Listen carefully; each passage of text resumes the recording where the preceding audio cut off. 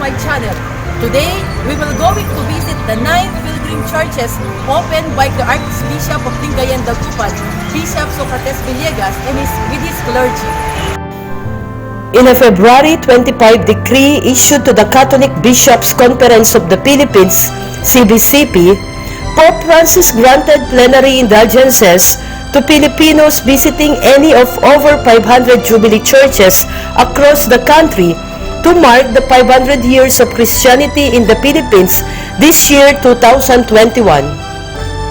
For us Catholics, an indulgence is a special blessing that removes God's punishment for sins that have already been forgiven. When an indulgence is plenary, it involves the total removal of punishment as opposed to a partial indulgence. The diocese has released a prayer guide for pilgrims to download into internet, and in every Porta Santa we will enter, we will pray using the prayer guide. We pilgrims also receive a pilgrim estampita from the first pilgrim church to visit, and in every pilgrim church or Porta Santa, the estampita will receive a stamp serves as markers along the road of our pilgrim journey.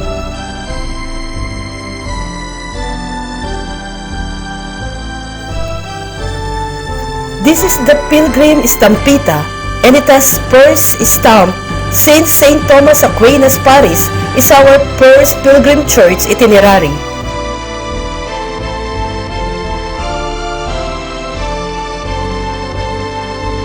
We are in the parish of St. Thomas Aquinas in Maldan. This church was founded by the Dominican missionaries in the year 1591. Its foundation as a town is attributed to Blessed Juan Martinez de Santo Domingo, who died a martyr's death in Japan on March 19, 1680.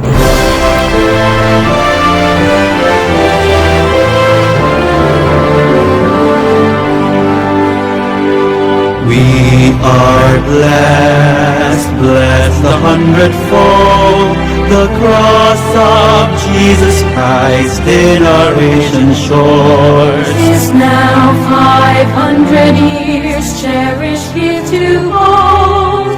He has given us faith, a gift to love and to share.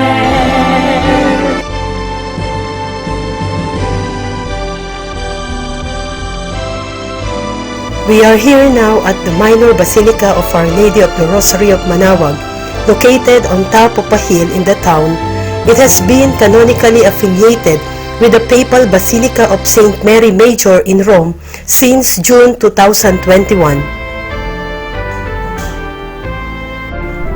The statue of Our Lady of Manaoag is a 17th century ivory and silver image of the Virgin Mary with the child Jesus enshrined at the high altar of the Basilica.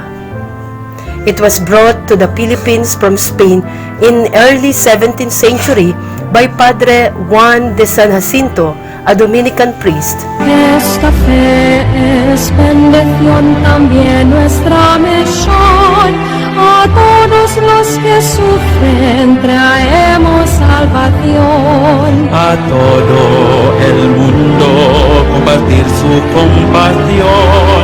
A toda la humanidad llamamos a la conversión.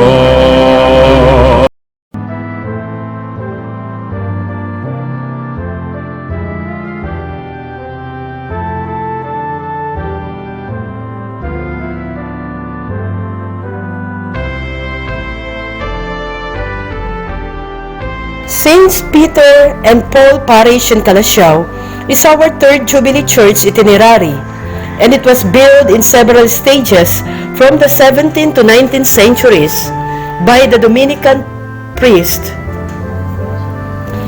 The 17th century Calasiao Dominican Provincial Chapter, the church was under St. Paul patronage, became Saints Peter and Paul Parish under Father Juan Baldonado de San Pedro Martin as parish priest after 1621. In 1763, Filipino rebel Palaris burned the church.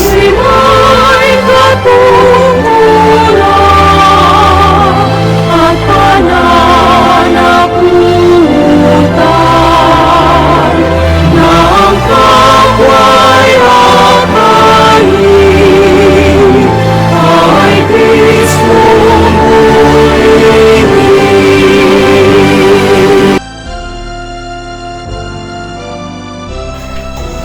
Saint Ildefonso of Seville Parish here in the town of Manasiki is one of the 9 pilgrim churches in the Diocese of Lingayen, Dagupan.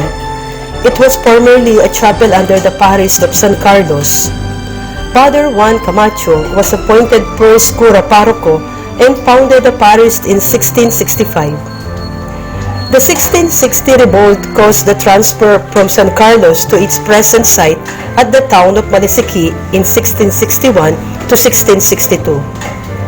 The church celebrates its feast every January 23. Father Luis Delpin laid down the foundation of the church in 1746. However, the church and the convent were burned in 1763. The construction of a brick church began during the incumbency of Father Salvador Tapias in 1773 and it was finished in 1780.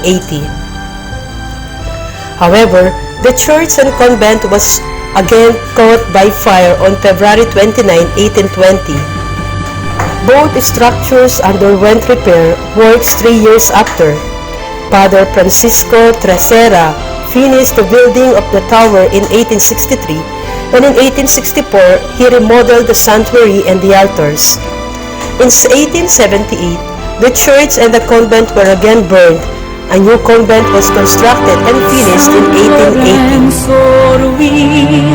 San Pedro Caluxur, Tanan nga Pilipin, Bun Santos ug Bulahan. dadangato sa Dios ang among pasalamat. Rakip among panaan nga magmatinud-anon.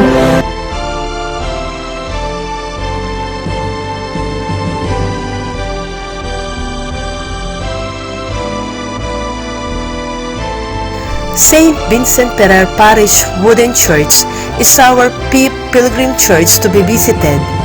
It was built by Father Manuel Mora with 3 naves and an old convent at the town of Bayambang in 1804. It was damaged by an earthquake in 1863.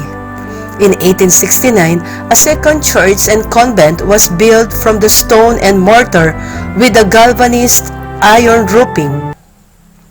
Father Manuel Sucias rehabilitated the church with a cruciform plan in 1804.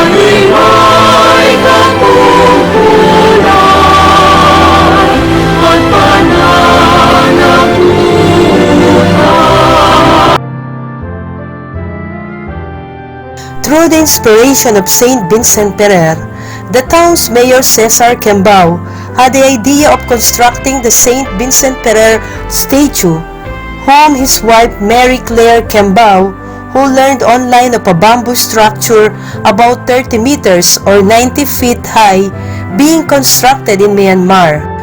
The couple are also devotees of the saint, having got married at the Saint Vincent Ferrer Parish Church of Bayambang. The construction of the statue was an attempt to set a first-time Guinness World Record for the tallest bamboo statue. Guinness has set conditions in order for the statue to be given the world record recognition, such as a publicly undisclosed minimum height and the prerequisite that the statue's exterior be made primarily of bamboo. Outgoing Apostolic Nuncio to the Philippines, Archbishop Gabriele Cacha, inaugurated the 164 feet or 9.56 inches bamboo statue of the saint during the celebration of the Solemnity of Christ the King on November 24, 2019 at the Saint Vincent Ferrer Prayer Park.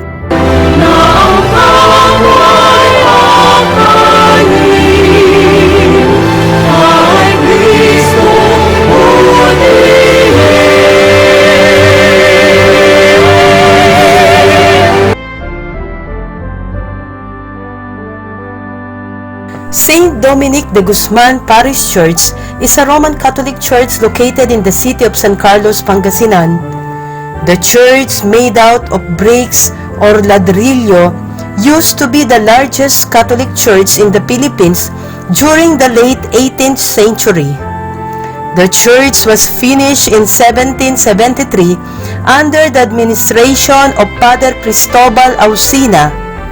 However, it was destroyed by 3 earthquakes in 1789, 1796, and 1799.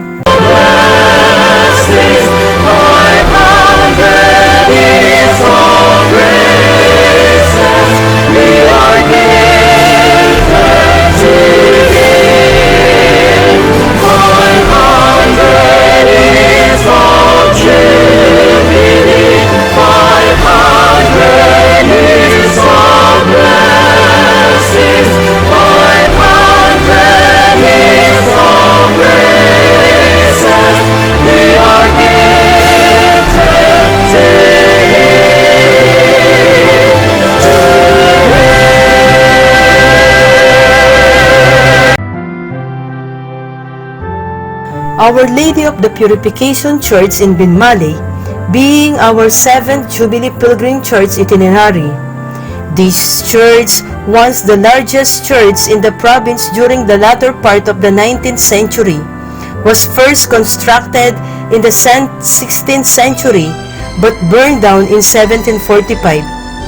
The succeeding bricks church, built towards the west of the former, was begun by Father Jose Salvador in 1747, finished by Father Francisco Barroso, OP, in 1754.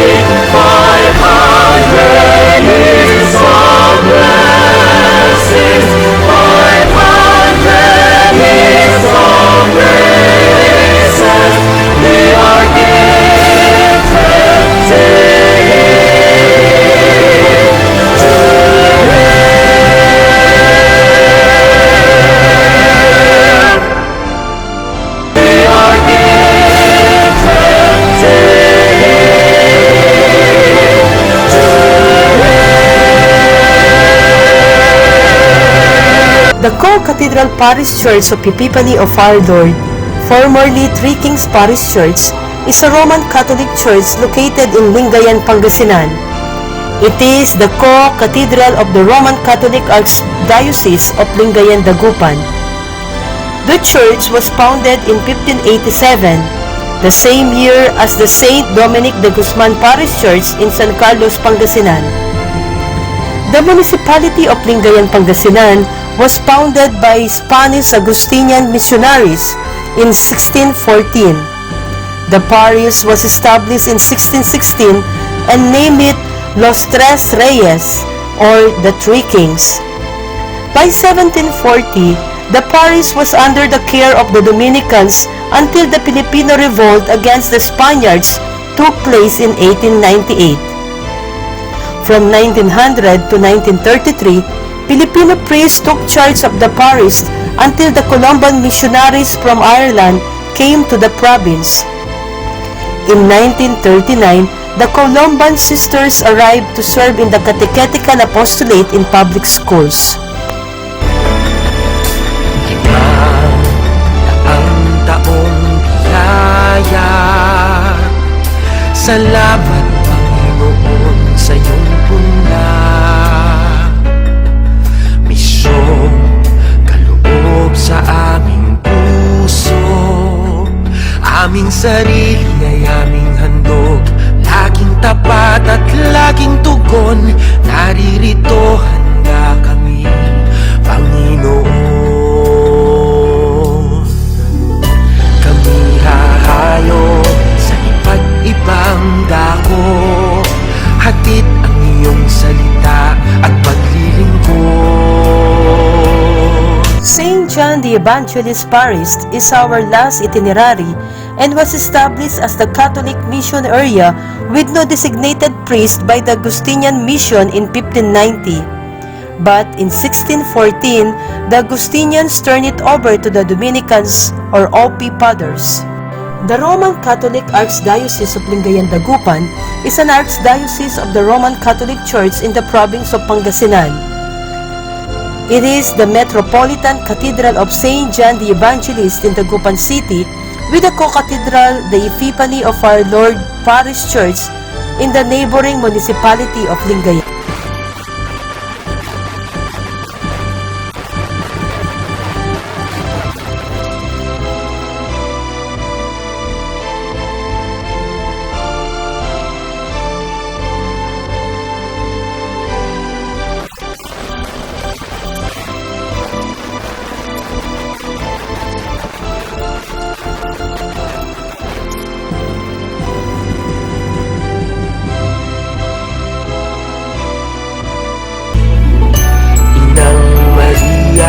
Siyang gabay namit lugod, lalaganap alab ng iyong misyon. Taong-taong biyaya, salamat Panginoon sa iyong punyag. Misyon, kaloob sa aming puso, aming sarili ay aming mundo, laging tapat at laging tugon, naririto handa kami, Panginoon.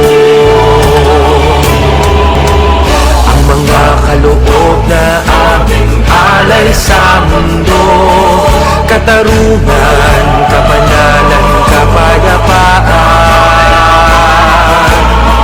sa senyal na ito maniniwala ang mundo, pagmamahal